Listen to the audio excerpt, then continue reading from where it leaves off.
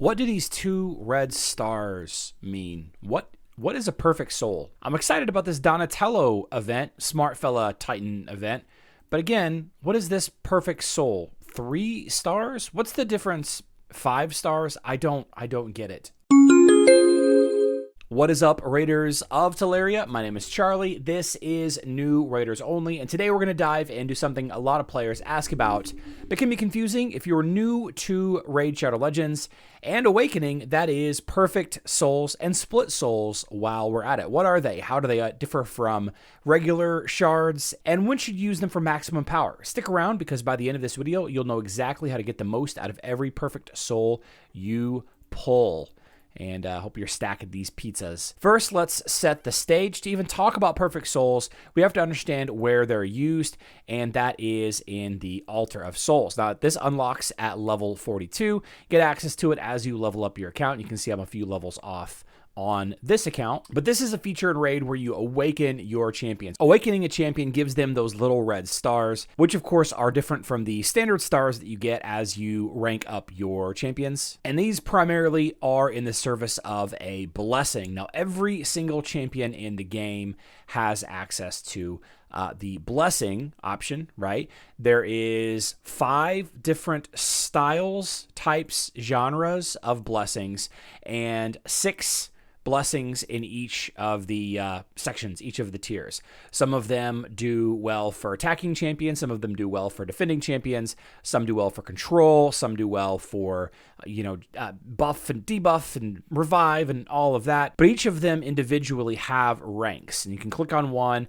and you can see whenever this champion attacks, each hit has a chance to place a smite debuff for 2 turns, and then it explains it. And then as you rank up the star level, the red star level, the awakened perfect soul star level of a champion, that gives them access to higher and higher stat bonuses on these blessings. Now, using a tool like hellhades.com, which is where I recommend everybody go to, this is going to kind of break down which blessing is considered the quote-unquote meta or the most effective tactic available for that champion. You can see from a 1 to a 4-star Mikey, the Nature Wrath blessing is the way to go. And for whatever reason, 5 to 6 is separated here, also Nature Wrath. So Nature's Wrath increases the damage inflicted by this champion for every debuff they successfully place, except debuff placed by gear sets.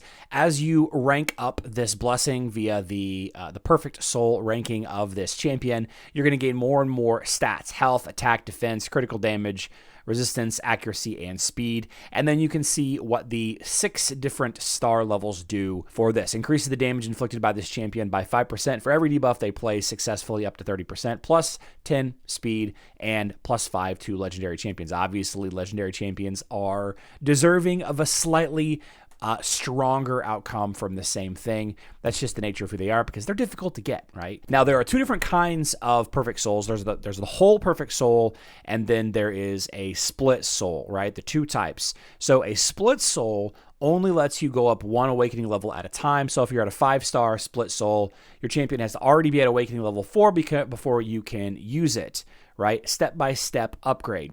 If you get a perfect soul of a specific tier, that lets you rank up all the way up. So if you get this 5-star Donnie perfect soul, if somehow you skip the 1 and the 3 and everything in between, then this will jump you straight to a 5-star perfect soul Donatello, right? Because it's perfect. You can take a champion straight from 0 to awakening all the way up to the number of stars on that soul in a single step. No grinding at all required. So why are perfect souls a big deal? Well, they save time and resources. You don't have to collect every single lower level soul along the way. Like I said, you can just grab the higher level perfect soul, like 5 here, and they're fantastic for champions you plan to invest in long term, like Mikey is a good choice. He's got higher damage output than Ninja with the right blessing, some savage artifacts. You're going to see him do great things for you. Even if you've partially awakened a champion, a perfect soul of a higher level will let you leap ahead. Just remember, if the perfect soul's level is equal to or lower than your current awakening level, it won't do anything. So save it for a duplicate or a new copy of that champion. Here's a few quick tips. Prioritize top tier champions. Don't waste a 5 or a 6-star perfect soul on a hero you rarely use. And while we're discussing heroes that you use, I do want to say that Raid Shadow Legends and I have collaborated on a very special opportunity. If you use my URL in the description box down below to download and try out Raid Shadow Legends yourself, start a new account even if you'd like on your PC or Mac, you're going to get access to 6 champions absolutely free, starting with 3 legendary attack champions.